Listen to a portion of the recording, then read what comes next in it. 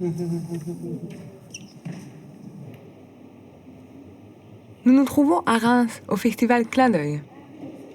C'est un festival international d'art et de culture sourde. Au programme, différentes disciplines, du théâtre, du cinéma, de la danse, du mime, du cirque, mais aussi de la VV. Et justement, derrière moi, 5 grands artistes qui vont se produire. Mais alors, qu'est-ce que c'est la VV? Les sourds pensent savoir. Mais qu'en savent-ils précisément? Quant aux entendants, que peuvent-ils en comprendre? Chacun a son idée de cette discipline artistique. Mais en fin de compte, la VV, qu'est-ce que c'est?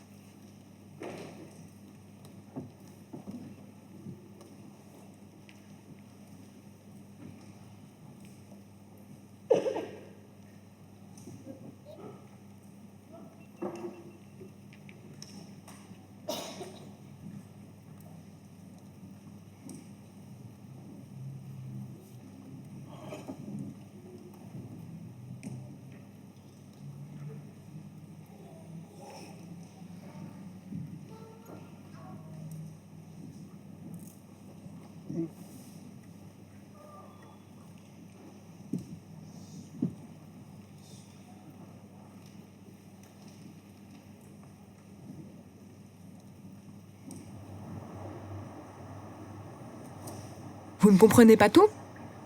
Pas de panique, ça va s'éclaircir. Et pour commencer, nous allons revenir aux origines de la VV. C'est parti!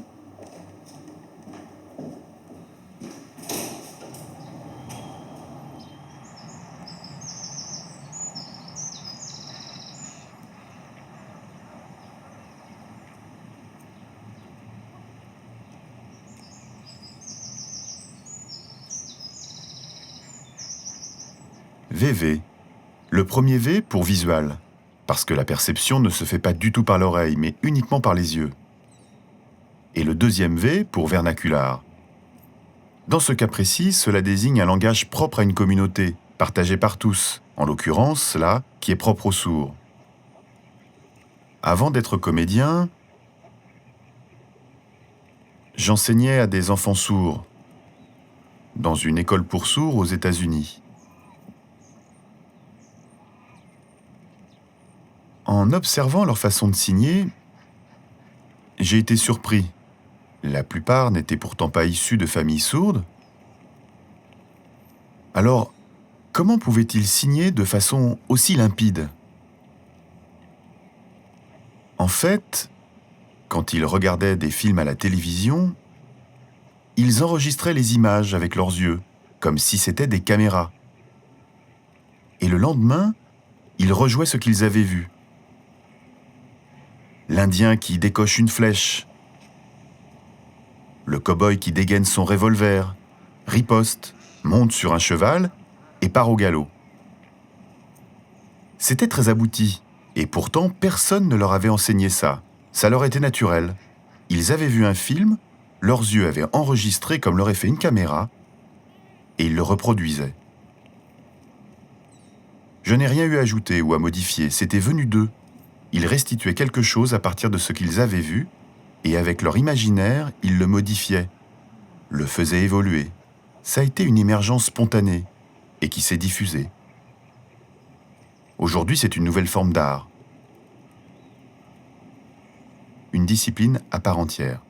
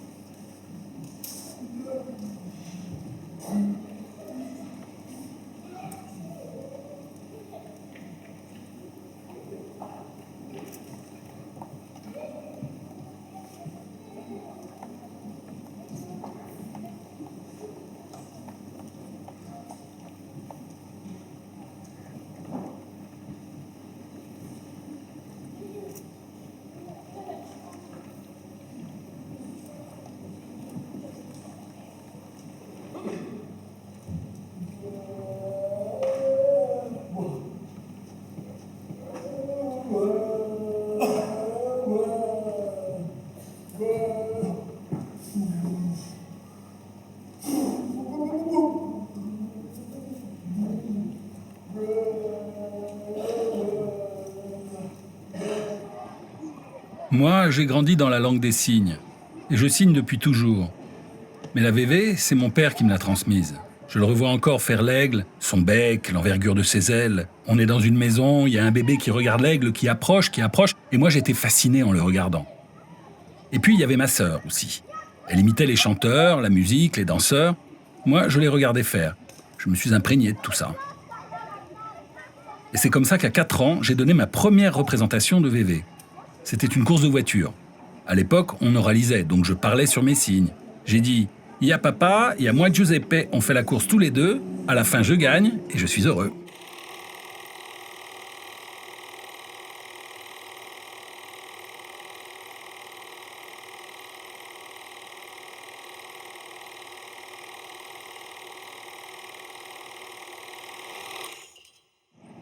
Il y avait tout déjà. Les expressions du visage, la notion de vitesse, tout était déjà en place. Mais tout ça vient de ma famille. Et puis bien plus tard, j'ai participé à un atelier animé par Bernard Brague. C'est là que j'ai appris que ça s'appelait VV. Et c'est là que j'ai vraiment démarré.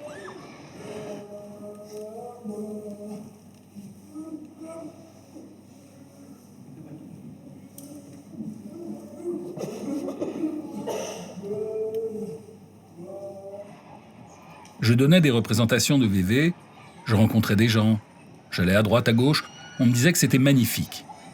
J'avais été filmé, il y avait des cassettes qui circulaient. Et puis Jacques Sangla, un sourd français de Toulouse, m'a demandé de lui donner une cassette. Il était venu en Italie, il m'avait vu et il voulait absolument une cassette.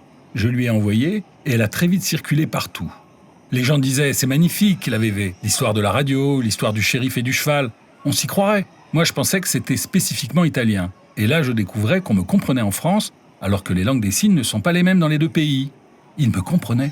J'ai réalisé que la VV était universelle.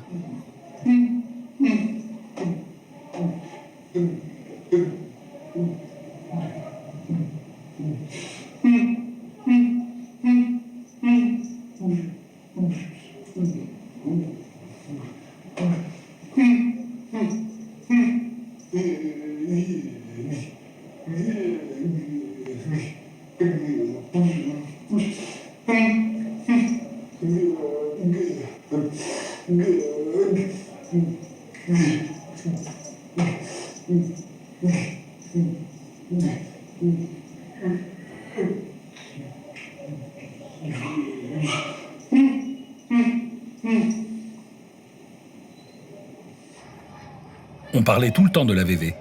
Je me suis dit, il faut que je comprenne mieux ce que je produis. Ça ne suffit pas de dire VV.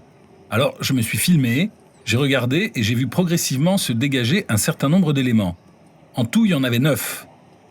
Et j'ai vu que ces 9 paramètres se retrouvaient chez tous les pratiquants de VV. Il y en a bien 9.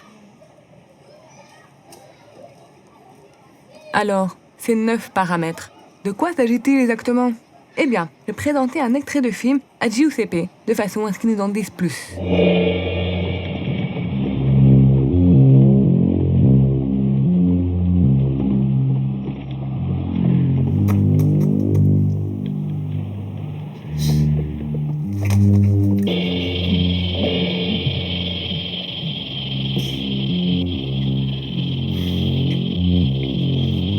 Stop. Vous avez vu? J'ai dégainé un revolver, d'accord? Ensuite, je suis devenu ce revolver avec un gros plan sur le canon. C'est un effet de zoom.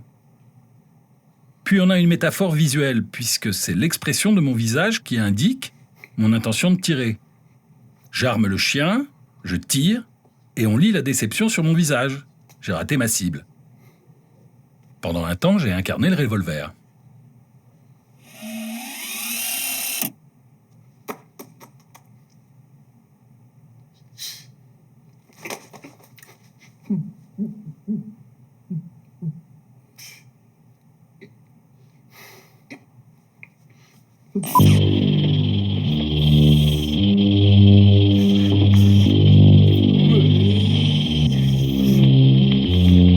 Stop.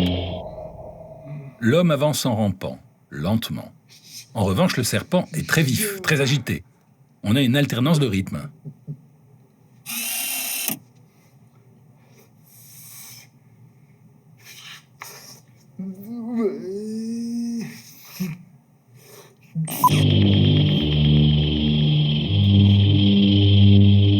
Stop, les moustaches, le lacet du chapeau, je donne des informations en simultané.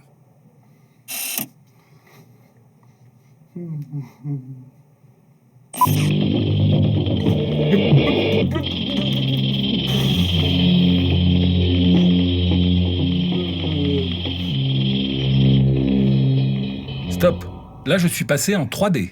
On voit les volutes de poussière, le décor pivote, on a plusieurs points de vue.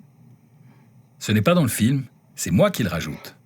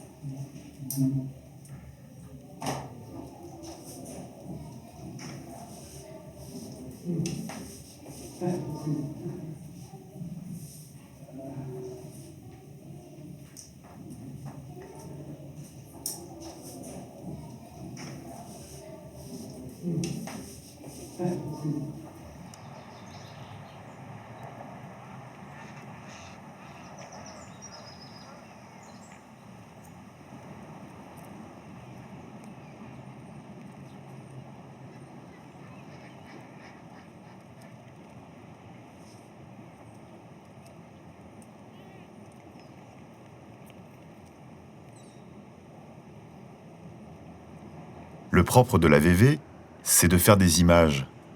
Il faut que ce soit visuel, il faut que ce soit clair. Au départ, moi, je passe toujours par le dessin. À partir d'une idée, je dessine une histoire. Et le comique vient après. C'est en regardant mes dessins que je vois à quel moment je peux ajouter le comique, spécifiquement gestuel, dans un jeu d'aller et retour. Mes dessins me permettent de mémoriser la logique de l'histoire et son déroulement, mais ce serait impossible à écrire. Ça serait froid à l'écrit.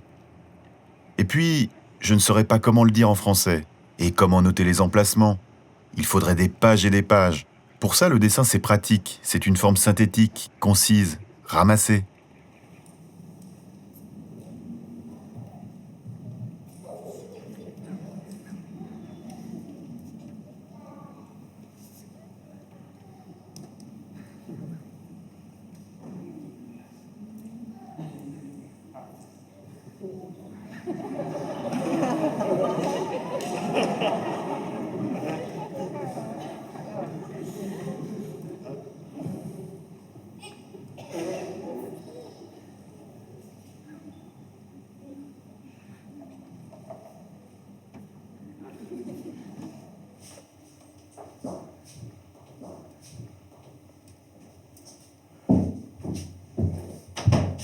Voici 2 jeunes performeurs de VV qui vont bientôt se produire sur scène. Mais dites-moi, quel est votre style? Moi, mais je pense que c'est pareil pour Nicolas, j'avais déjà vu Bernard Braque faire de la VV. J'ai trouvé ça beau, mais je n'ai pas accroché plus que ça. Mais quand j'ai vu Giuseppe Durán, je me suis dit c'est ça que je veux faire. Et on peut peut-être dire qu'on est dans la lignée de Giuseppe. Ça serait bien qu'il y ait différents styles dans la VV, comme dans la poésie, le rock, le rap, les arts en général. S'il y avait différents styles, chacun se rattacherait à un courant. Ça toucherait plus de gens, peut-être. Si on regarde la VV qui se faisait au début et celle d'aujourd'hui, ce qui saute aux yeux, c'est la différence de rythme. Au début, c'était très lent. Aujourd'hui, c'est très rapide, très fluide. C'est la première différence. Et puis, au début, la VV était plus proche du mime. Et il y avait quelques signes. La VV a évolué, et notamment avec Giuseppe. On voit qu'elle a éliminé ces éléments superflus. Pour moi, ce sont les différences les plus importantes. Peut-être qu'au début, l'inspiration venait du cinéma muet. Après, l'influence est venue de la BD, comme ce que fait Guy Bouchauveau. Ensuite, la VV a évolué, et peut-être que le style de Giuseppe est un mélange de cinéma, de BD et de 3D. Pour nous deux, ça vient plutôt des ordinateurs, des jeux vidéo, de la culture geek, quoi. Possible.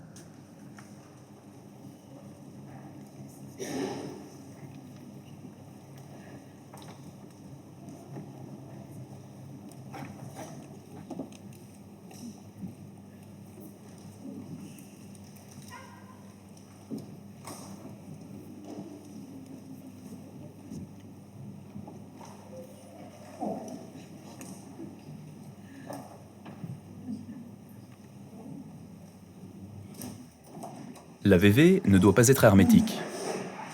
Il faut ajuster le niveau pour que les sourds et les entendants puissent y avoir accès. Comme ça, les entendants peuvent découvrir cet art propre aux sourds. Parce que tout ce qui est chant-signe, tout ça, On copie, ça part de l'écrit. oui, c'est des arts qu'on récupère et qu'on fait à notre sauce en ajoutant l'épithète sourd. Mais non, la VV, ça vient de nous. C'est de la VV, il n'y a pas d'écrit. C'est précieux. Mais ça veut dire que c'est impossible de la retranscrire? Est-ce possible de la traduire? On peut traduire une histoire, oui. Mais une fois que c'est passé à l'écrit, est-ce qu'on retrouve toutes les subtilités? Ce n'est plus la même chose. C'est comme une chanson, par exemple. Il y a des rimes, elles sonnent à l'oreille. Une fois traduites en langue des signes, tu ne les as plus. Tu auras traduit l'idée, mais tu n'auras pas l'émotion.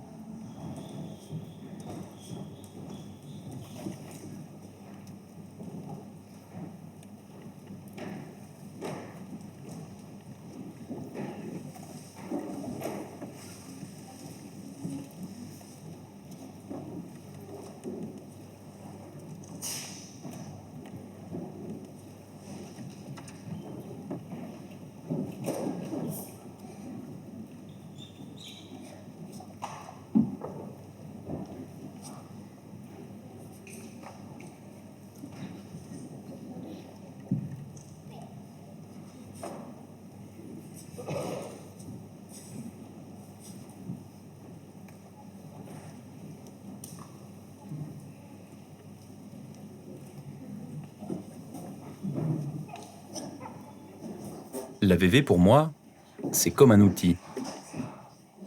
Dissocié de l'écrit. On peut en trouver dans le théâtre, dans des performances diverses, dans la langue des signes. Mais si on l'extrait de tout ça, on obtient un art à part entière. Mais bon, elle est souvent amalgamée à d'autres trucs. Ce qui est dommage, c'est que jusqu'à présent, elle n'a pas vraiment été prise en considération. On s'intéresse à la musique, aux chants-signes, et c'est très bien, mais c'est des trucs d'entendant, alors que la VV, c'est vraiment propre aux sourds. Et il ne faut pas s'imaginer qu'on a fait le tour de la question. Il y a encore beaucoup de champs à explorer, de possibles à identifier. On peut encore développer à l'infini.